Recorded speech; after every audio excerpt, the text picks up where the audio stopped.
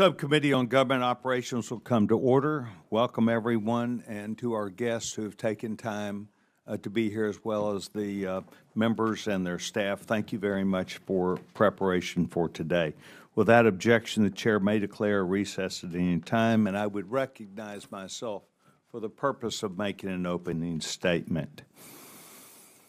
I'd like to welcome everybody to today's hearing regarding updates to the Department of Defense's progress towards achieving a clean audit opinion. I would like to thank our witnesses for testifying today on this very important topic. I would also like to thank subcommittee members on both sides for staying committed to shining a light on financial management issues that the Department of Defense faces and working towards a solution together to that future. I've said this before, but financial transparency of the military is critical. It's critical for the military, and it's critical for the American people to know that they have the confidence that it's being well managed. So the question is, how can we remain confident in the Department of Defense's ability to protect American assets and interest if they cannot properly manage their expenses or assets, perhaps not even knowing where they are? We're here today because the Department of Defense is still unable to achieve a clean audit of their financial statements. In fiscal year 2024, the Department of Defense reported more than $909 billion, half the discretionary spending of the United States, but still holds the distinction of being the only federal agency that has never passed a comprehensive audit. The Department of Defense has more than 28 components, and it's fair to say that some are doing better at financial management than others. For this year's past financial audit, components that could not be audited accounted for at least 48% of DOD's total assets and at least 64% of DOD's budget. It's important to note that this is more than just a paper exercise. It is understanding where your assets are and how much taxpayer funding is left. It's important that the military gain a complete picture of military readiness, as well as Congress that counts on these reports. Even though roughly half of DOD passed, the services who receive the most amount of money and the most assets account for the areas where they are struggling to track their spending and assets. Balancing the checkbook is more than just military preparedness. I believe it goes hand in hand, both understanding where the checkbook is, where the assets are, and military preparedness. Financial security is national security. The Joint Strike Fighter program is a multi-service, multinational program that will cost more than $2 trillion over the lifetime, its lifetime of service, according to the GAO. For fiscal year 2024, auditors found that DOD management did not account for, manage, or report Joint Strike Fighter government property. Not fully reporting this information resulted in material misstatements across DOD assets. Because DOD could not provide reliable information to verify the existence, completeness, or value of the program's government properties, auditors were unable to quantify the amount of these misstatements. This means that there are monetary and operational gaps. Last September, this subcommittee, with the help of GAO, created a scorecard to track DOD's progress towards achieving a clean audit opinion. Rather than continuing to say that DOD isn't doing a good job making progress towards achieving a clean audit, we wanted something that would show that they were, in fact, on the road, and I think we were here today, to fixing not only those things that are internally imperative to this, but good ideas from certain elements within DOD that are taking the lead. This is especially important because DOD is mandated to achieve a clean audit by 2028. It is and should remain the goal of this subcommittee and of Congress to hold DOD accountable. Today, we plan to discuss the progress that DOD has made and the challenges they face. As this new administration is planning for the future, it will be imperative to understand where the department has been, where it needs to go, and what is standing in the way. Today, we are also unveiling a new section of the scorecard that focuses on fraud risk management. We have talked about fraud prevention for many years, so I am very excited to see a new method to track progress in preventing fraud in the areas of procurement and contracting. Strong financial management systems are an important part of fraud prevention. Seeing inside that is essential. What we've seen over the years is that DOD has struggled in maintaining and updating systems, and these systems are critical if we're going to get where we want to go with a clean audit. Last Congress, we were told that DOD had to achieve a clean audit opinion by December 2028. We made that commitment, and today I think we will show where there's strong, significant progress by 2026. That's why we're here. We're having this discussion. But it also is a commitment by the gentleman, the ranking member, Mr. Nfume, and myself, to make sure that we go beyond these hearings and to actually engage the Department of Defense. Unfortunately, today, the Office of the Secretary of Defense will not be a part of the conversation.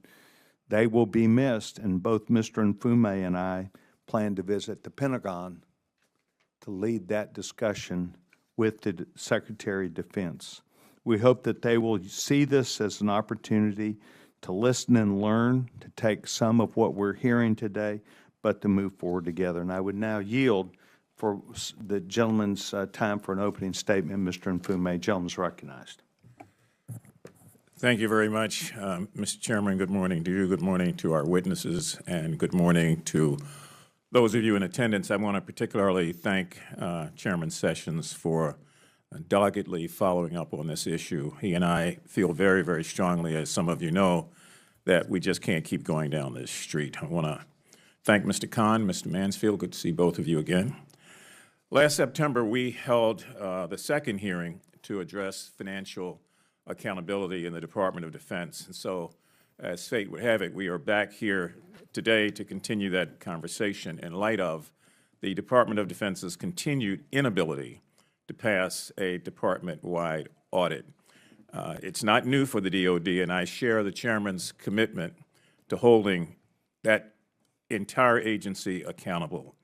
For years, the Department of Defense has tried, but as we know, failed to successfully complete a clean department-wide audit.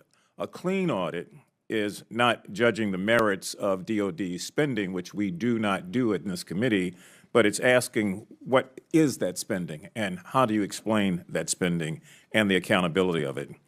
DOD has failed to meet this basic standard to provide proper evidence to show that they accurately accounted for their finances.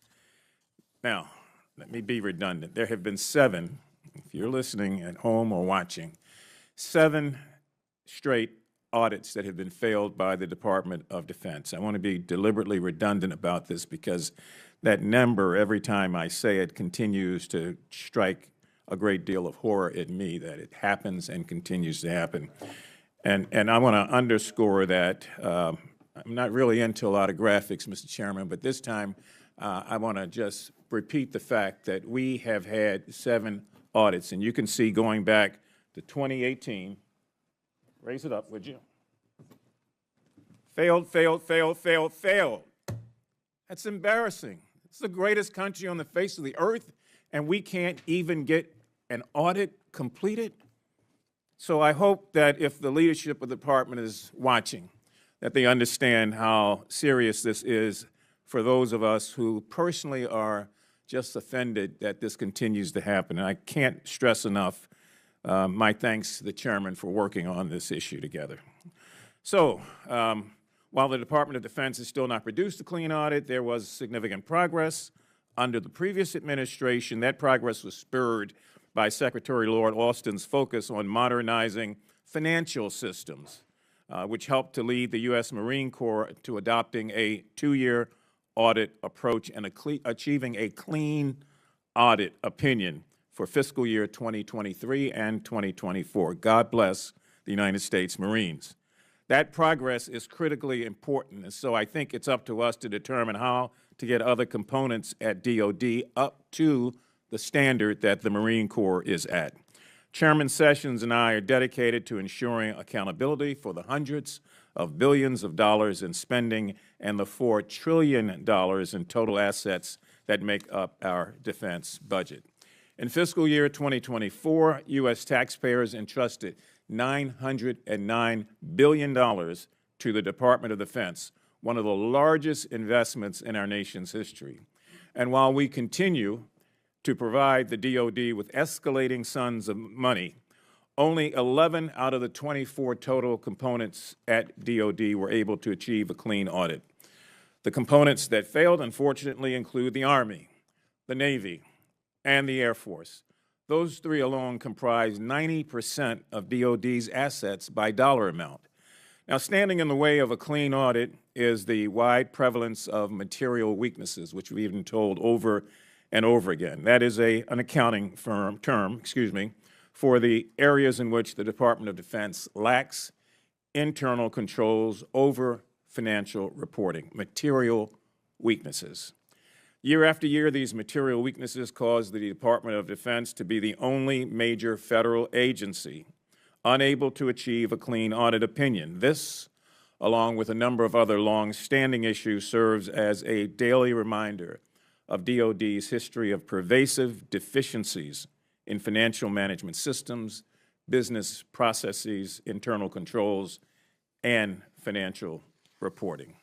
So under these conditions, it makes the administration's goal of raising the Pentagon's budget to $1 trillion particularly puzzling, absolutely puzzling, I should say. Under the department, we have seen so many things take place, and I'm convinced that until the department can restore full faith and accountability for these critical dollars, I can't justify increasing their budget even further, especially in light of the pressing need for funds in so many other areas of overall spending where we've taken a chainsaw and cut the hell out of it. It's even harder for me to justify any increases in the Pentagon's budget in the midst of its current leadership crisis. During our last hearing on this topic, our witnesses discussed the importance of leadership from, quote, the top down. And they said that was important in creating a culture within the DOD where accountability at long last really does matter. Right now, we're seeing a distinct lack of leadership, especially in the realm of accountability. And I join the chairman in expressing the hope that either Secretary Hegseth will come before this committee and talk to us about that accountability and what's being done, or that we will find ourselves at the Pentagon trying to, again, get some real clear information about the struggles at DOD. It's our largest federal agency, as I've said, employing more than 3.4 million Americans, including 1.3 million active duty service members. And in their efforts to keep our nation safe, we must ensure our service members have the most sophisticated, modernized technology and systems to eliminate financial errors. Just like we try to provide that to win wars, we need the best sort of technology that we can provide to eliminate financial errors and to streamline data entry and obtain the most effective national security we can for the tax dollars we invest.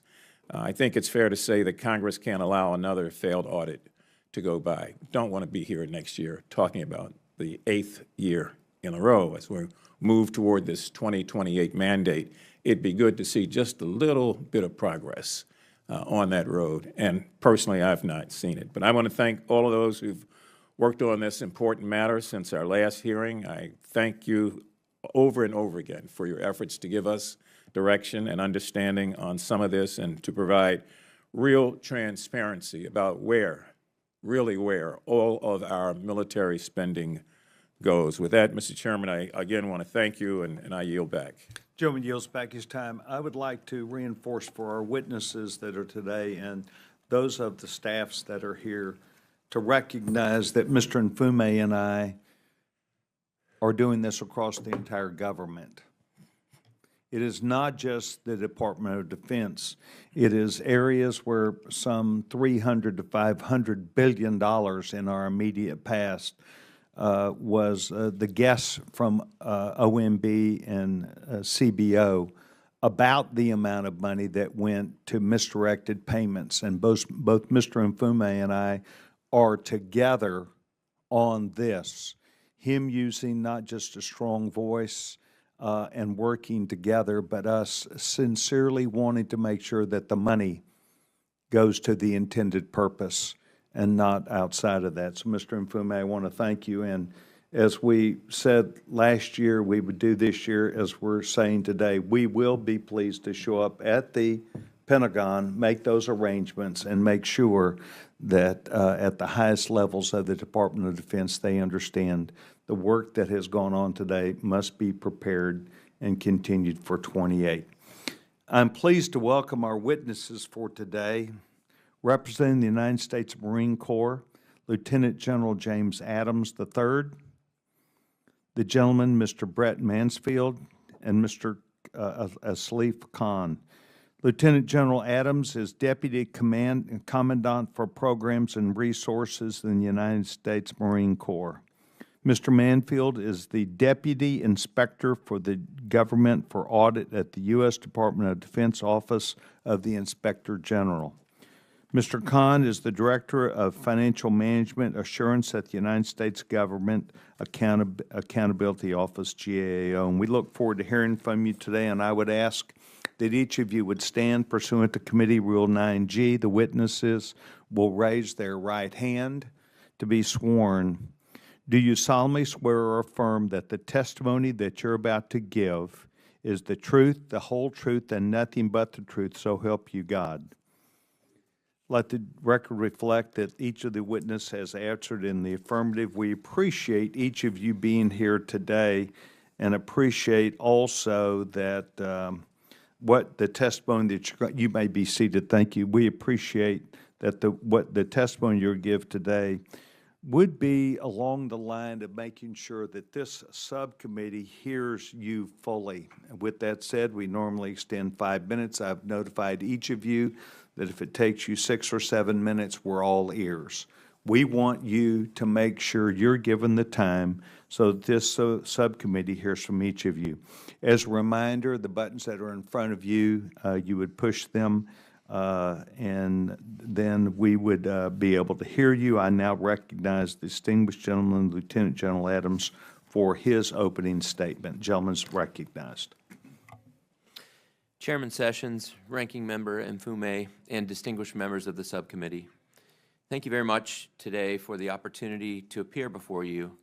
It is an honor to represent the United States Marine Corps in my capacity as the service's Chief Financial Officer and to speak to our financial management progress and continued challenges. I am very proud to report that the Marine Corps received an unmodified audit opinion on our fiscal year 2023 full financial statement audit and maintain that opinion for the fiscal year 2024. These are significant milestones, not only for our service, but for the Department of Defense.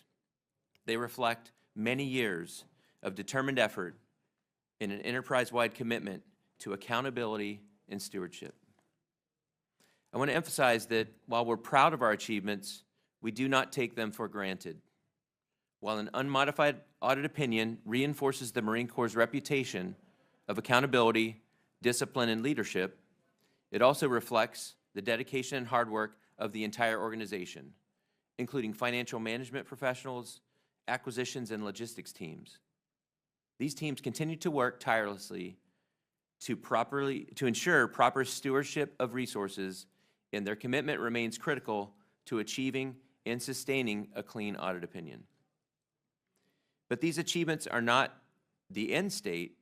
They are critical milestones along a very important journey, one that demands continued focus, sustained investment, and transformation across our financial and operational systems. Unmodified opinions are difficult to earn. They require rigorous internal controls, meticulous record keeping, and transparent financial reporting. We remain committed to continuous improvement in our financial management practices, recognizing that an unmodified opinion is hard-won but easily lost. Sustaining audit success within DOD requires recognizing that we cannot operate in silos. The Defense Department presents a complex audit environment characterized by numerous IT systems, varying operational procedures, and common deficiencies across components. To achieve and maintain DoD-wide auditability, we must prioritize streamlining, standardizing, and harnessing technology to include emerging technologies like artificial intelligence to free up valuable resources, simplify our business environment, and ultimately strengthen our financial management posture. One of our most persistent challenges remains the modernization of our business IT infrastructure. Much of our financial data continues to originate in legacy feeder systems that were never designed to meet audit or modern data analytic standards. These antiquated systems, some of which are decades old, require manual intervention, reconciliation, and workarounds that add complexity, introduce risk, and slow down decision-making. As the Chief Financial Officer of the Marine Corps, I see firsthand how better systems enable better outcomes, not just for auditors, but for commanders and warfighters. These individuals rely on accurate, timely information to make mission-critical decisions. The clean opinion is a clear sign of progress, but system modernization is essential to sustain and build on that progress. The achievement of auditability across the military services demands a shift in how we conduct business within DoD. A key example is the current data systems environment, which is not conducive to finalizing agency financial reports by the mid-November deadline. The Marine Corps' innovative approach to utilizing a 2-year audit to attain its first opinion is related to the challenges with the financial reporting timeline. Our approach allowed us to bypass typical mid-November audit closeout activities and dedicate that time, 2 full quarters of time, to completing comprehensive audit procedures, which would have otherwise been impossible to accomplish given the current constraints. Adhering to the mid-November deadline is unrealistic in the short term and sets us up for failure until data, systems, and financial reporting processes are streamlined. We need a realistic time frame that allows for thorough and accurate financial reporting. As the Commandant of the Marine Corps has stated, these efforts tell the American people that a dollar invested in the Marine Corps is a dollar well spent, and it is part of how we distinguish ourselves as a professional warfighting organization. Passing an audit makes us more ready to fight when our nation calls. Readiness for the warfighter means being accountable for our assets, knowing where they are, and in what condition they can be found at a moment's notice. It also means having accurate, timely, and relevant information in the hands of decision makers so that the widest determinations can be made to successfully carry out every mission. We remain committed to transparency, to reform, to delivering a more agile, accountable financial enterprise that supports the readiness and lethality of the Marine Corps. Thank you again for the opportunity to speak with you, and I look forward to your questions. Thank you very much. The gentleman, Mr. Mansfield, you're recognized. Chairman Sessions, Ranking Member MFMA, and members of the subcommittee, thank you for inviting me to discuss the Inspector General's role in auditing the DoD's financial statements in the DoD's efforts to obtain a clean audit opinion. It is my privilege to represent the dedicated oversight professionals who make up the DoD Office of Inspector General. The financial statement audits performed or overseen by the Inspector General are critically important for maintaining the public's trust, ensuring accountability, and improving operations. The 2025 financial statement audits are ongoing, so I cannot speak to their results. So I'll focus on 2024 and the previous 7 years of audit. As my prepared statement today, I provided Part 1 of our annual report on understanding the results of the DoD's financial statement audits. We plan to issue Part 2 next month. These reports explain the DoD's responsibility to prepare auditable financial statements, establish internal controls. It also talks to the links between financial management and operational readiness. These reports also explain the DoD OIG's responsibility to independently audit the DoD's financial statements. Fiscal year 24 marked the 7th full-scale audit of the DoD's financial statements, and for the 7th year, it resulted in a disclaimer of opinion, or as Ranking Member Mfumezi referred to, a failed opinion. But that does not tell the whole story. The agency-wide financial statements are a consolidation of audit statements and information from across the DoD. In addition to the agency-wide financial statement opinion, auditors issue opinions on individual reporting entities. In fiscal year 24, 11 received clean opinions, 1 received a qualified opinion, and 12 received disclaimers of opinion. These disclaimers of opinion were issued because the DoD entities continue to have unresolved accounting issues and material weaknesses. When consolidated into the agency-wide financial statements, the entity-level deficiencies resulted in the OIG identifying 28 agency-wide material weaknesses. However, individual reporting entities have made progress towards clean audit opinions. In fact, as a fellow witness stated, the Marine Corps maintained its clean opinion this year. DTRA and DLA obtained clean opinions. In addition, 14 entities either closed or downgraded at least one material weakness in fiscal year 24. While these entities, some of them are not material, but when it comes to their full contribution to the agency-wide financial statement opinion, it does mark progress. And as individual reporting entities, like the services or defense agencies, as they become better and they reduce material weaknesses and they have more solid controls over financial reporting, so will the DoD overall. Today, I want to highlight 3 themes the OIG has identified during the past 7 years of audit. First, the DoD needs accountability at all levels for financial management. Senior leaders have set the right tone at the top. However, at the individual level, personnel do not consistently understand how the work they do impacts financial statements. For example, a sergeant in a warehouse who is focused on the operational readiness may not grasp the financial impact of receiving inventory and recording inventory, or tracking customer orders and maintaining supporting documentation, and how that ultimately relates to operational readiness and knowing what you have, where it is, and the condition it's in. Second, the DoD has an extremely complex systems environment with over 4,700 systems across the DoD. More than 400 of those systems are relevant to financial management, which have at least 2,000 interfaces between them. Some of these systems have been in use since the 1950s. The systems are not always interoperable, meaning they cannot talk to each other. And many of the systems require manual processes and do not have effective controls. Third, the DoD's policies and procedures for accounting do not consistently match the capabilities of the systems they use.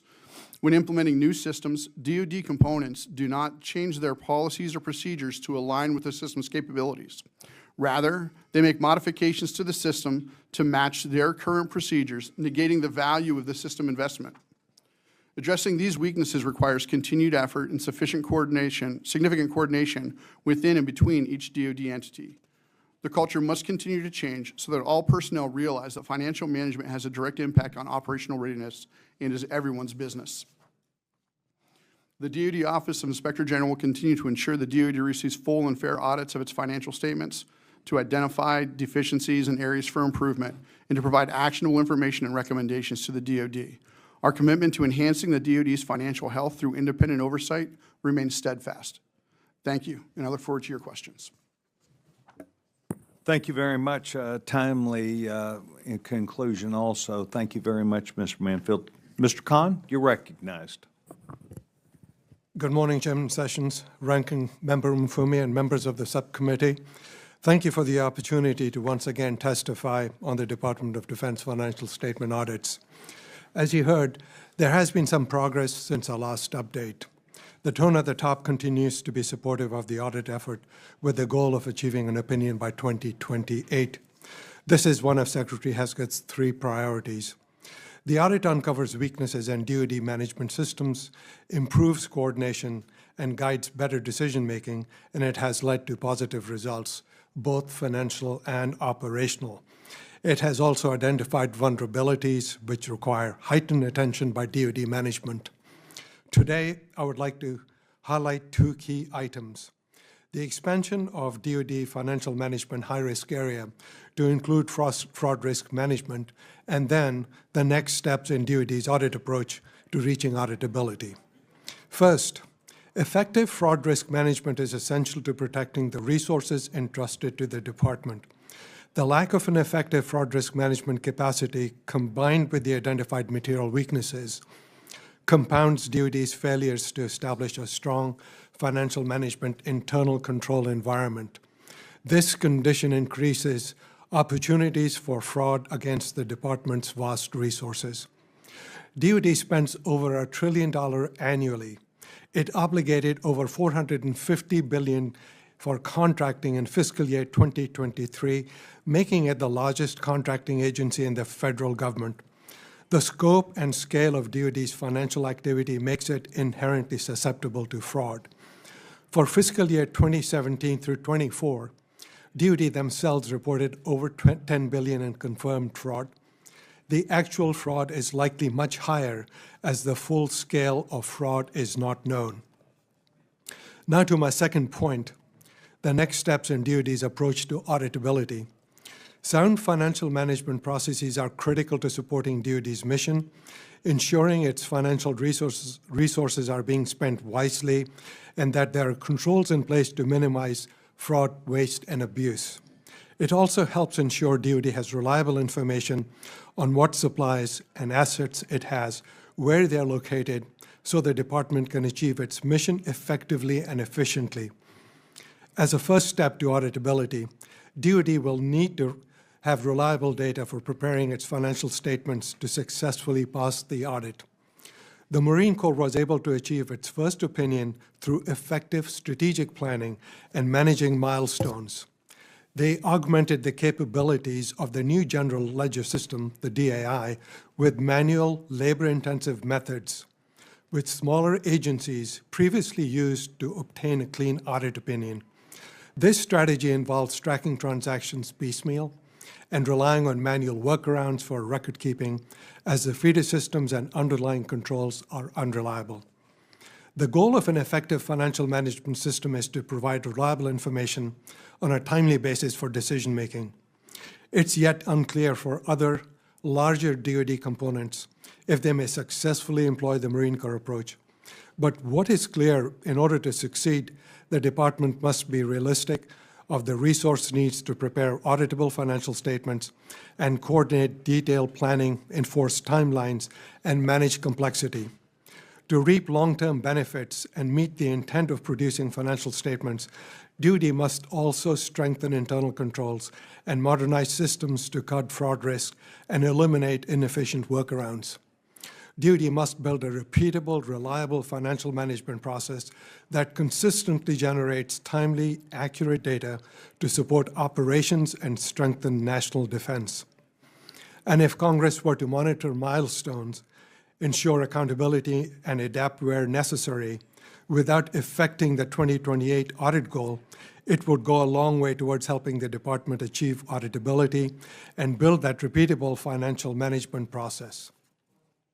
My written statement provides much more detail on these matters. I'm able to address your questions about them and on the broader subjects of DOD financial management and the benefits of financial statement auditability. Thank you once again for the opportunity to testify. I'll be happy to answer your questions. Mr. Khan, thank you very much. All three of you completed the task well within the time frame, and that I appreciate. We have a number of members who were spread out, not only on the Democratic side, but the Republican side. And so today we will attempt to take those members as they appear. I would first offer time to the distinguished gentleman from Tennessee, Mr. Burchett. Gentleman's recognized. When you said distinguished and gentleman, I didn't look up, but then when you said Tennessee, Yes, sir. I realized you were Yes, talking about me, Mr. Chairman. Thank you, Mr. Chairman, and Ranking Member Mafumi. Appreciate y'all being my friend. Have a few questions. Mr. Mansfield, is DOD's fiscal year 26 budget going to be higher than fiscal year 25's budget? That is my understanding, yes. And how much of that is spending is mandatory and how much is discretionary? The vast majority is discretionary. the spending has increased, but I assume that DOD still has not completed a clean audit. Is that correct? Correct. Why is the Marine Corps able to complete a clean audit, but no one else at the Pentagon is? So I think it goes back to some of what my fellow witnesses were talking about. It was a deliberate and long-term effort to get to that point. To get to the point of not being able to pass an audit? Being able to pass an audit. So there was about a 3-year cycle. It was a 2-year audit, but they capitalized on a lot of work that was performed in previous financial statement audits to look at accountability and how testing results were coming out. They implemented a new system, DAI, which has some inherent controls within it. And then they validated the information within that through a substantive testing effort. So it was a very labor-intensive effort, taking actually a little over 2 years. It was actually extended past the November deadline into, I think, February, in order to actually get the full financial statement audit testing completed. So it was a deliberate and kind of, I think, very manual, what I refer to as a brute force auditing approach. It's not your standard approach of doing internal control testing. I see part of our problem here is we're preaching to the choir. 8 years, they have not passed an audit. They can't account for over $500 billion. This is the Pentagon, not the Marine Corps. I mean, $500 billion, sir, is an aircraft carrier. Somewhere in the Pentagon, we've lost an aircraft carrier. And that hurts me because I come from this conservative area. My daddy fought in the 1st Marine Division. His colonel was Chesty Puller. My mama lost her oldest brother fighting the Nazis. My wife is a widow, and the biological father of my child was a master chief on a Navy sub. So the military runs very deep in my family, and patriotism does as well. But when we continue to feed this insatiable diet of waste and abuse, it continues to, I think, weaken us from a fiscal standpoint and a military standpoint. We continue down this path of an antiquated system where we vote for huge bloated budgets for powerful members of Congress, and we have programs, apparatus, machinery, everything imaginable that gets mothballed the day we put it out. And Mr. Chairman, that has got to stop. We have got to educate the public, and they need to be as angry as I am about this, because we cannot continue down this path. I think we're endangering our military. We're endangering our men and women. Daddy used to say, he was quoting somebody else, but he said, old men make decisions and young men die. And when we're sitting here having $500 million aircraft being proposed and we're putting out, we're allowing the Chinese to make the microchips for them that could possibly turn off some of those aircraft mid-flight, we've been told. This is not just some conspiracy theory that is talked about. And we continue down this path of greed, and when we have members of this body that profit from this and are allowed to do individual stock trades and continue down this, the public does not trust us, and dadgummit, they ought not trust us. We have not been good stewards of their money. This is going to continue until we get off our high horse and realize what the heck is going on. And what is going on right now is we're allowing people to steal from us because we're hogs at the trough. Congress is hogs at the trough, and I'm convinced of that. You want to follow the dadgum money trail, it goes right back to Congress. And someday I hope some members of Congress are let out of here in handcuffs because of that. Because these men, they're the ones having to come out and defend the indefensible. And I want to salute the Marine Corps and your all's great heritage. And my mama said after Daddy died, if Daddy hadn't been able to go fight in that war, she probably couldn't have been able to live with him, because he loved this country and he loved the Corps. He loved Chesty Puller as well, but that goes a lot deeper. So thank y'all. Sorry, Mr. Chairman, I went to preaching. I didn't even have we'll have a special love offering when this is all over with. We didn't even have an altar call, but thank you for allowing me to indulge, Mr. Chairman. Gentleman yields back his time. Thank you very much. Distinguished gentleman from Maryland's recognized. Thank you, Mr. Chairman. I know there are other members. I'm going to just waive my time right now so that you can start the process of acknowledging them. I do want to thank the gentleman who just spoke for always speaking real and from the heart in a very basic way to underscore the work of this committee and the challenge to change the status quo. I yield back. Gentleman yields back his time. The distinguished gentlewoman from North Carolina is recognized, Mrs. Fox. Thank you very much, Mr. Chairman, and thanks to our witnesses for being here today. Mr. Mansfield, in 2024, the DOD Office of Inspector General reported that many of DOD's financial management systems remain non-compliant with statutory standards for accurate, reliable, and timely information. Although DOD aims to achieve compliance by fiscal year 2028, the OIG found its plans insufficiently aggressive, citing delays in retiring outdated systems. The OIG recommended expediting the retirement and replacement of 23 systems, potentially saving nearly $728 million in future funding.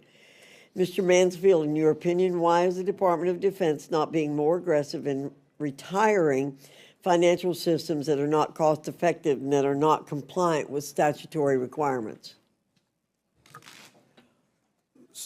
It's a complex storyline. So if you think about the number of systems they have. Simplify it in we have short time. No, so what I'm saying is there's a lot of systems. And in order to replace, if you have 400 systems that you're relying upon, to replace all of those at one point in time is very difficult. And so what the department hasn't done, I don't think the best job of, is prioritizing which systems to replace, those systems that have the biggest impact on the department. So if you think about the most material portions of the financial statements and the systems relied upon for that, prioritizing those and making real decisions on which systems are going to be used in the long term. So identifying those enterprise resource management systems they want to use across the board and requiring use of those, and stop letting individual entities make their own decisions on the systems they use. There needs to be more of a strategic approach to that. Thank you very much. Mr. Khan, according to GAO, the Navy identified 14 legacy systems that it plans to retire, which would save the department approximately $103 million. Are the other branches also running legacy systems that would be more cost-effective to eliminate? And how many legacy systems are there that are costing the branches and the DOD money to use? Yes, there are other components which are running legacy systems which are not producing reliable information. I don't have a number with me right now. I will get that to you for the record. Okay. And what prevents the military services from using the same financial systems?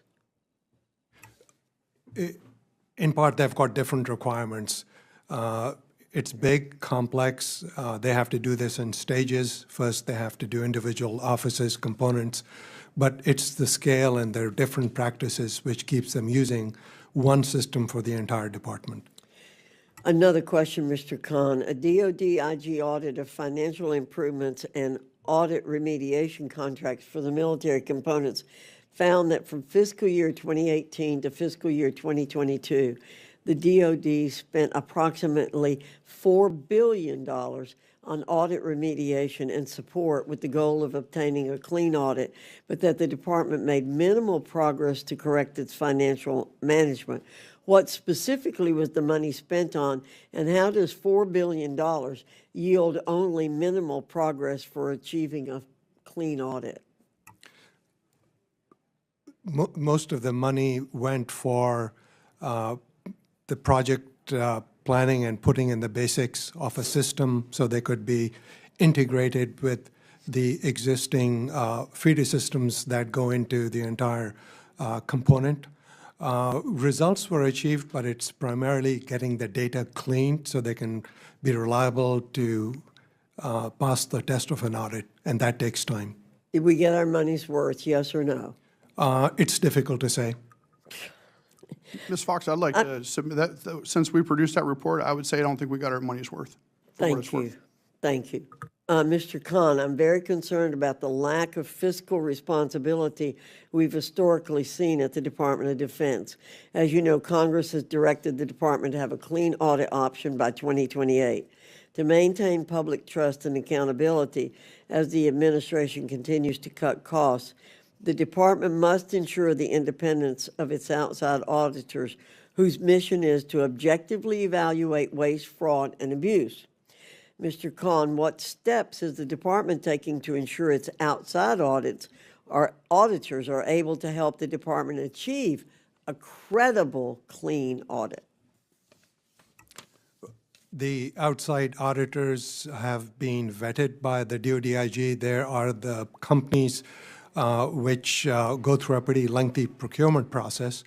The audit firms, these are CPA firms who have been registered as such. They also go through peer review.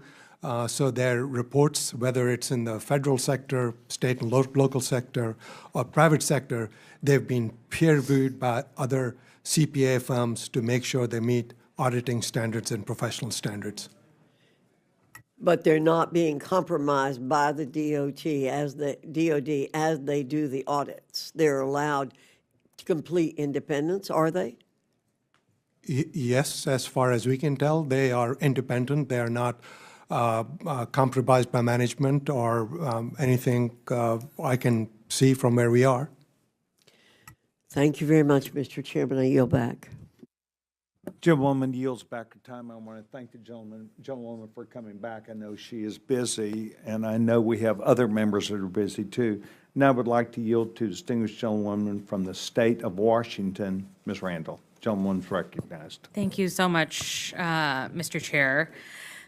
You know, like the gentleman from Tennessee, I come from a family with a strong military tradition, including a grandfather who survived pretty heavy combat in the Korean War. I also represent Naval Base Kitsap and the Intermediate Maintenance Facility, and my neighbors know how important it is that our Department of Defense is operating at the highest possible level, that we are efficient with taxpayer dollars, and that we are effective with our delivery of the mission.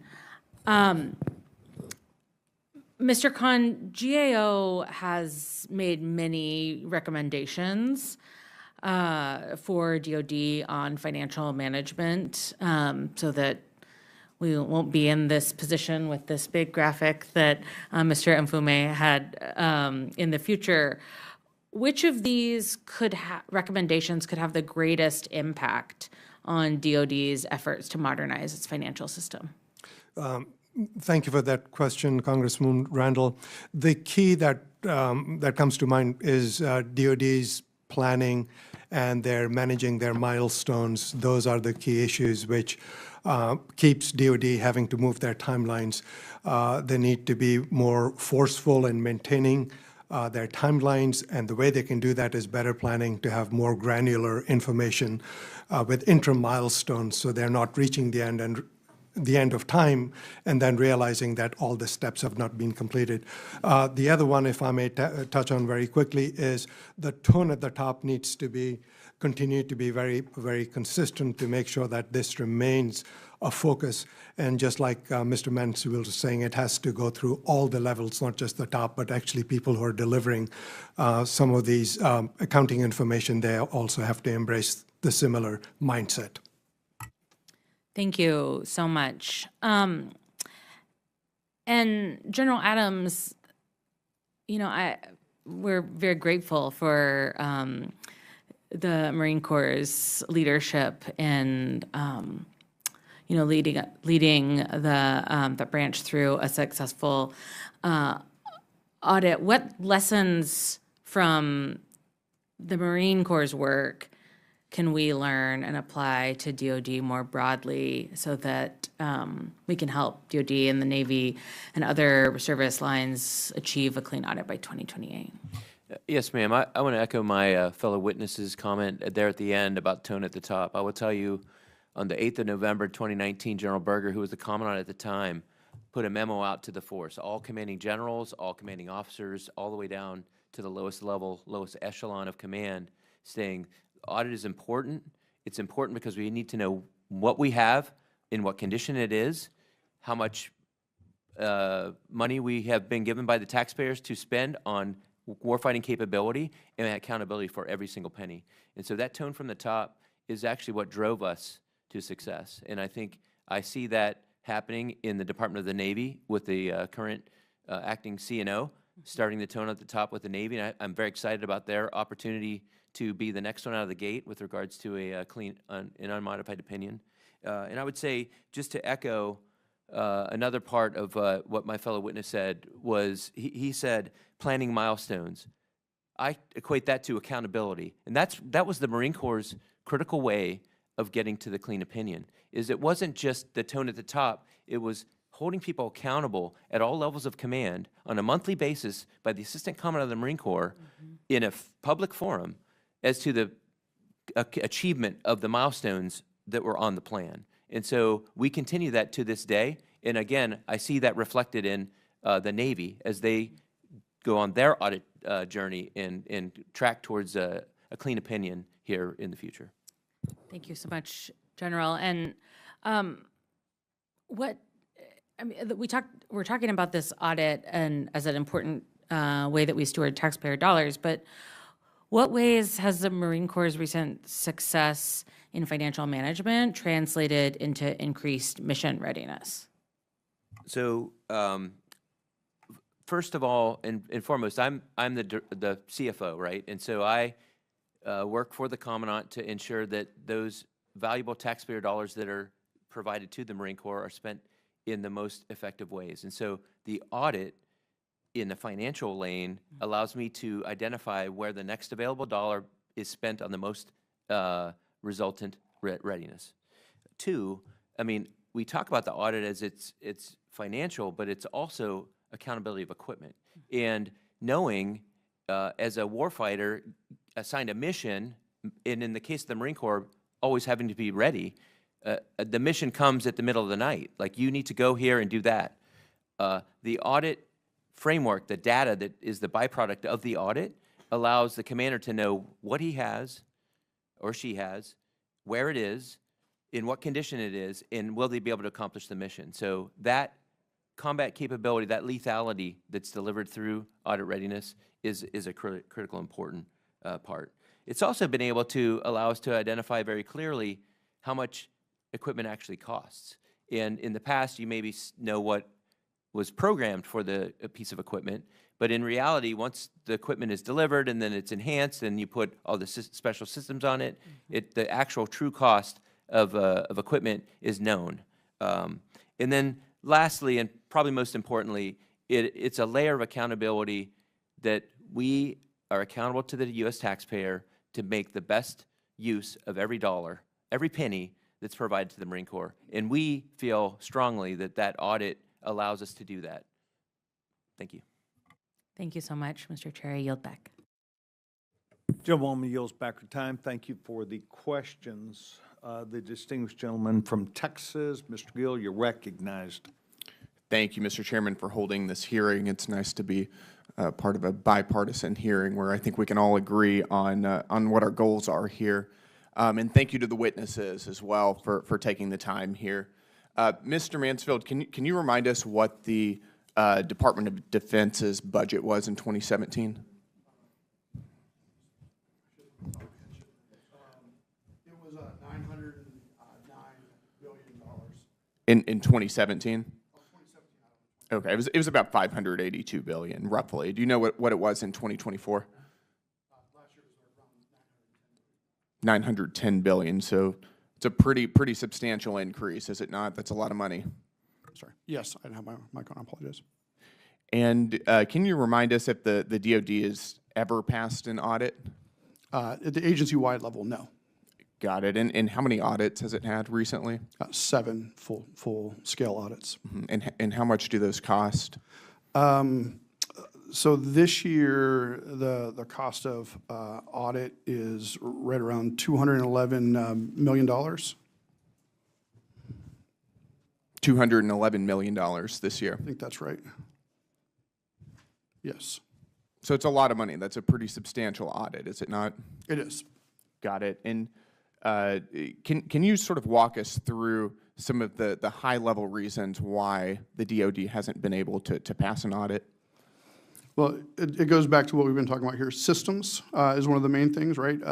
And then more importantly, you can have the best system in the world, but if the data that's within that system isn't accurate, reliable, and supported, the system doesn't matter. So it gets to the fundamentals of accounting and in just operationalizing good controls. So when you receive a shipment, you count how many things are in it, you validate that the cost of your charge is what you expected, you make sure you've got the right line of funding to pay for that, and then you make sure it's in your books in the appropriate place so you know where it's at and what the condition is. If those pieces are missing, the systems aren't going to matter. And then as Mr. Khan indicated, the other thing is the planning process for the department and the way it makes decisions. They're made piecemeal. They're made throughout the department individually for the good of the individual entity, not always with consideration for the overall DOD approach. And so I think that is one of the reasons why I have so many problems setting milestones and sticking with them is so many individuals making decisions for their own interest versus stepping back and saying, what's the best system for multiple entities to be using at the same time. So you have a pretty good idea what needs to be done in order to pass an audit, at least at a high level. Can you help us understand why we haven't passed an audit recently? But just a lack of execution on the fundamentals is what I would say. And who's held accountable for that? And what are the consequences whenever the DOD fails to pass an audit? Well, the real consequence is lack of confidence for the taxpayer in the DOD's ability to account for and spend its money. I agree, but within the DOD, for instance, is there somebody who gets fired, who gets demoted, who sees their bonuses decreased? Is there any actual action taken against any individual or group within the DOD for failing to pass an audit? I can't speak to individual personnel actions, but I can say in recent years, the DOD has added, at least at the executive level, an element in the performance plans for their executives related to financial readiness, getting down to the ability to support individual transactions. So there's an accountability measure they have now. It's up to the department's management to use that effectively in order to spur change, though. Right, but in other words, we're talking about a budget of hundreds of billions of dollars every single year that, and large portions of that are unaccounted for. We don't know where this money is going. This is taxing my constituents, all of our constituents here, hardworking Americans to keep our country safe, which again is something we all agree with, and we haven't seen anybody fired for what seems to be appears to be largely a total lack of accountability. We haven't seen any punitive measures against anybody in the DOD. Is that right? Not that I'm aware of. Got it. You know, I think that as we're thinking about hundreds of billions of dollars that should be keeping the American people safe, the American people expect transparency, they expect accountability, they expect to know where their hard-earned tax dollars are going, and we've got to see some progress here. So thank you very much for your time. Gentleman yields back his time. I've just talked to Mr. Nfume about, I'd like for us to approach my time and his time together here. He did not have an opportunity, as I did yesterday, to spend an extensive amount of time with each of you on an individual basis. You came in either by yourself or with your team, and we tried to, what I think would be, learn a little bit more. And I'd like to go through some of this, not in long discussions, but just things that we learned. And one of them is that the Marine Corps counts on the Navy to look at a huge part of their assets. And the Marine Corps sent this message down within their structure, but the Navy had to do a lot of the work too. General? Mr. Chairman, yeah, that is accurate, and the Army did as well. 80% of the ammunition that the Marine Corps owns is stored in Army facilities, and so our audit involved coordination, detailed coordination with multiple services as well as support from OSD. And so it was a complementary exercise that these other departments of DOD went through to provide you the information.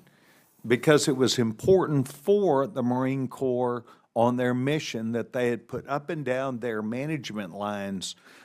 General Adams, I also spoke with you yesterday about something that's been brought up today, and that is, how would a lieutenant general look at this? How would a major general look at this? How would a brigadier general look at this? How would going up and down the line? And you indicated to me that it could be looked at differently based upon a master sergeant who was there, who was responsible for things. Would you mind going through, if you remember that exercise from yesterday, just very quickly so that we get a heads up on the thinking of people?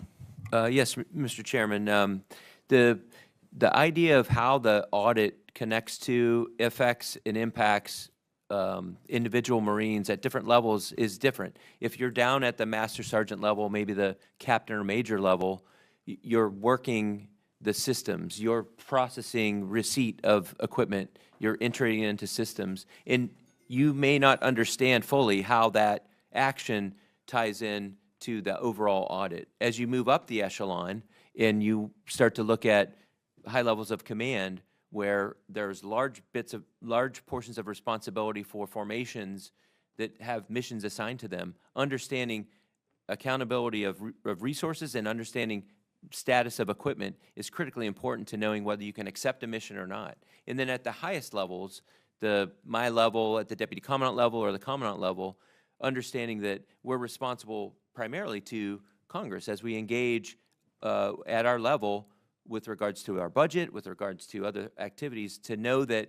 we can, with full faith, say we know exactly where every dollar that you have appropriated to us is spent, and it's spent on the most important thing. Yes, sir, and yet I think there's more to the story, and that is the higher you get up, I will call the organization, if they were planning a mission, they would have to look at the various components of the Marine Corps. Perhaps there would be aviation involved. Perhaps there would be ships involved. They gained a foothold of knowing where things are as a result of the exercise they've done. And with great consistency, they were able to know where those assets are. Mm-hmm. And we'll go through this in just a second. Mr. Mayfield, Mr.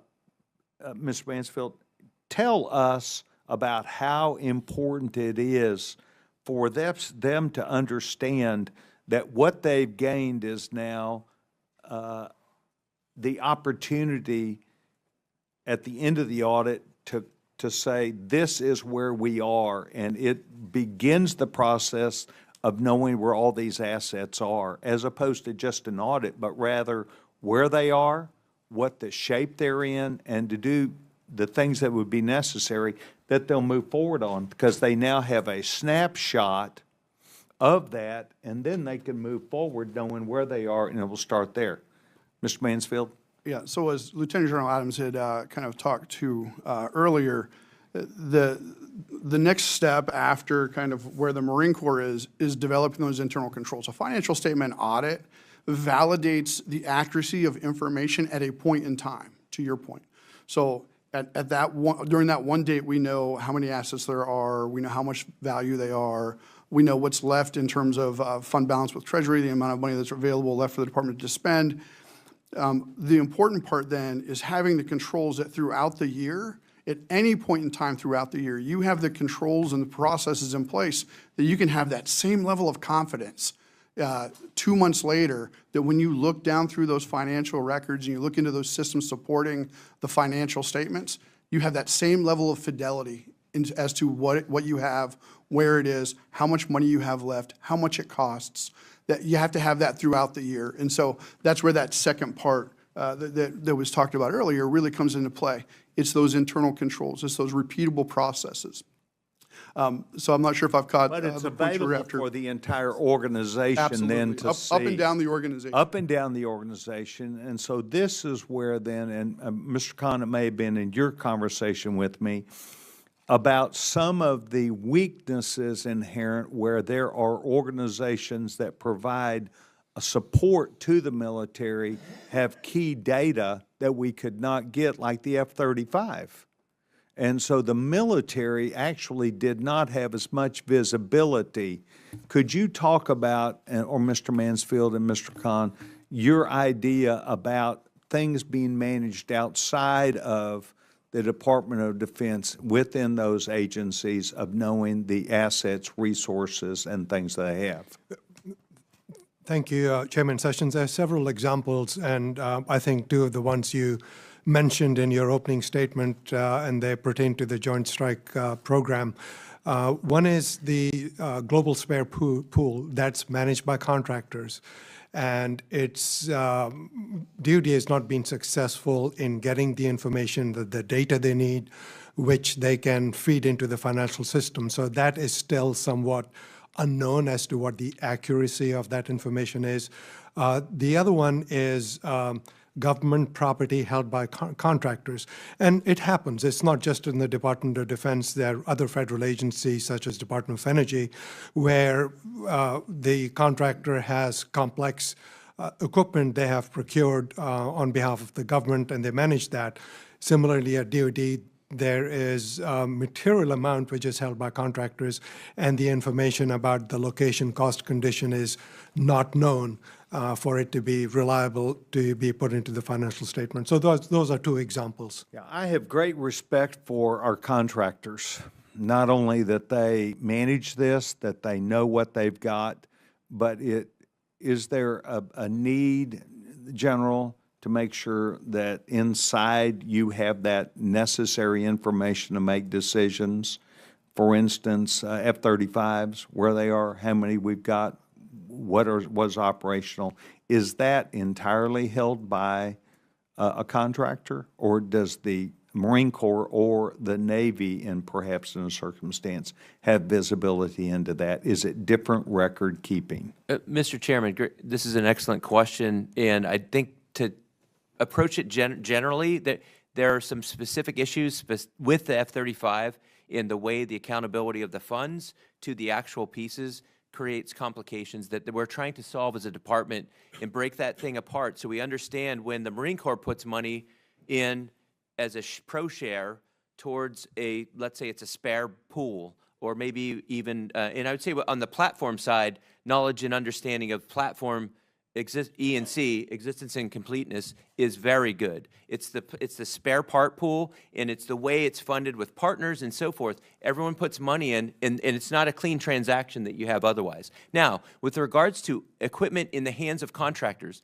for both the Marine Corps audit and the Navy audit, I will give you a specific example. If there's a weapon system that requires an interval of maintenance, and we have to send it from our magazine to Lockheed Martin or to Raytheon or to some contractor in order to maintain that device, we know exactly when we send it to them, and our independent auditors, as a part of our site visits, actually go to those contractors' locations. They can account for where all those things are and in what condition they are. So I would say there are some specific examples out there that we've highlighted that are adverse and negative, and we're working on them, but there are many that are very good. And the accountability with regards to specific equipment in the hands of contractors is actually really well done. And it was a part of our clean audit opinion. Very small part, much bigger in the Navies, and they're working on that right now. Well, I have nothing but great confidence in these contractors that have developed these systems, understand the intricacies of them, the placement of them. What I'm specifically saying is, does that come up the chain to where your leadership has an opportunity to know, okay, we need to order more of these, or we're planning an exercise perhaps where we will need twice the number, or a quick reevaluation. As we know, in the Ukraine war, a good bit of our equipment was utilized there. And was that well within the leadership of DOD to know if they had to plan more, what would be necessary for their needs, so that we didn't put more out the door than our needs? It's those kinds of things that I just want to make sure at the top, forget the clean audit or not, the visibility to see equipment and how it was managed. Is that a problem? It is not a problem in that there is specific accounting categories for those types of systems that are in the hands of contractors, whether it's for maintenance or maybe it's construction in progress. Knowledge of that system is known, it's in the systems reported, and it's included as let's say we talk munitions. We know how much munitions we have on, how many munitions we have on hand, and then how many are due to come out as if it's work in progress, or those that are like not in our hands, but maybe they need a few months of retrofit or upgrades. That whole enterprise is known. So it kind of goes back to my questioning about, we talked about a lack of visibility into these contractors, but really there's information that flows back and forth on a regular basis. Do you then capture that? And I really want to make sure here, because I really think perhaps on the F-35 model, there was information there that went back and forth that maybe someone was not capturing, and then someone did not have visibility when they went to it. Help me understand that, General and Mr. Mansfield. Let me speak to the Joint Strike Fighter a little bit, because you know, the Marine Corps experience may be a little different than the rest of the departments. In that, for the Joint Strike Fighter, there is information that's supposed to flow back and forth between the contractor and the DOD. It is not flowing back and forth. So within the contract It does structure, not it does flow not, back it and does forth, not, but and it is should? not, and it should be reconcilable. So when the DOD provides, in the case of the Joint Strike Fighter, spare parts, or if the contractor buys spare parts for use on the Joint Strike Fighter, the contracts are written in such a way that requires the contractor to maintain full accountability of those: value, location, condition. And when those are then placed onto an aircraft, the value of the aircraft, you know, changes because of that. But in terms of managing that spare parts pool, there's contract requirements that require the contractor to provide information on the amount of property it has in its possession that is owned by the DOD. That information is not flowing back to the DOD and making it onto its financial statements. So how do you know whether a product was delivered or not? And that goes to the point of our contracting updating that Mr. Khan is aware of, that we're now saying we need more contracting information.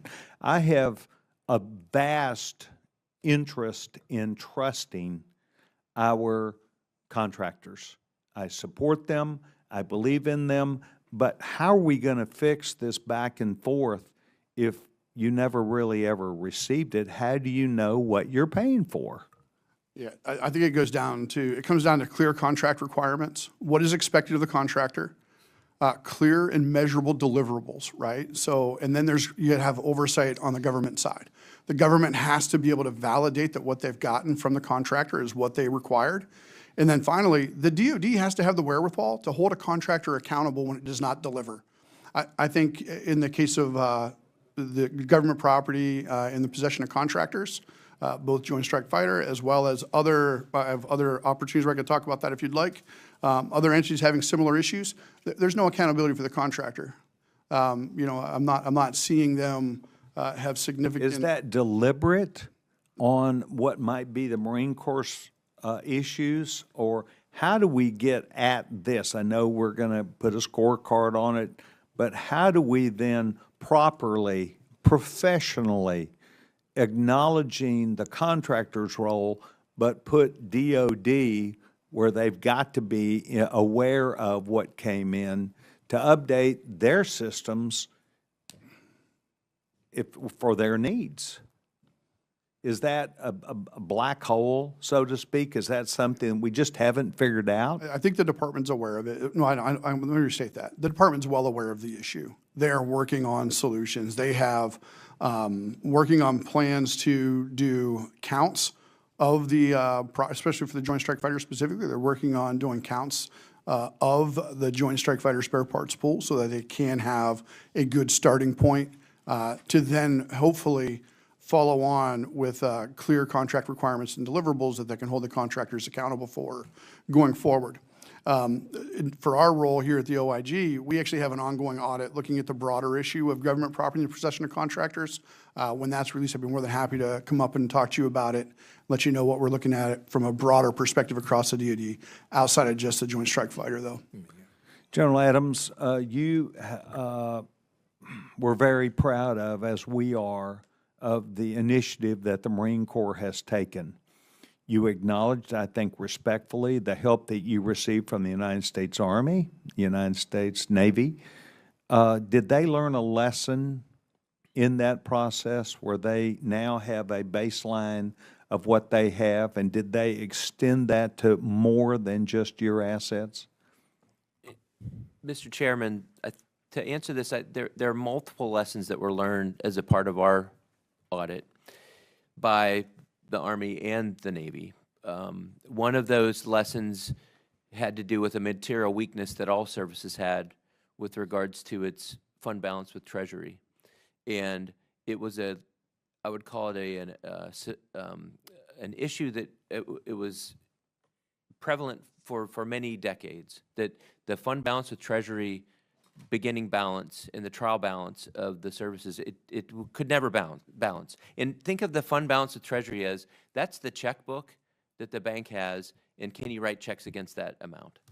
And through our audit process, and quite frankly, some of our really, really sharp accountants that were assigned to the project figured out a way of adjusting, accounting for the previous balances that were just continuing to roll over year after year, actually nailing them down, figuring out where they were, settling them, and then changing the actual way that they accounted the fund balance with Treasury in a very technical accounting way that was shared with the Air Force, shared with the Army, and shared with the Navy. And they were able to mitigate that material weakness across all so it really was a game changer in terms of overall DOD progress towards a clean opinion. And as you alluded to yesterday, a lot of internal work that went on with that meticulous work that was because the systems,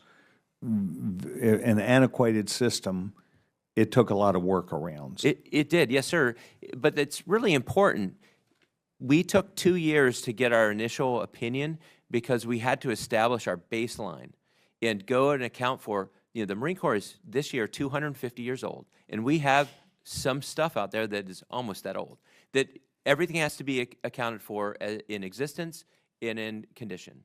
And so it took that long to get there. But once you establish that position and you follow the processes, procedures, and controls that you do have, we would like to have more advanced integrated systems that are connected and talking digitally, but we don't. But that doesn't stop us from continuing to maintain visibility very accurately on our position. Data access is a byproduct of the audit process that really helps me and other commanders make decisions every day, because you have immediate access to whether it's financial data or it's data about readiness or personnel. All of that information is available as a byproduct of the audit. And so, I want to go back to Mr. Khan and Mr. Mansfield briefly.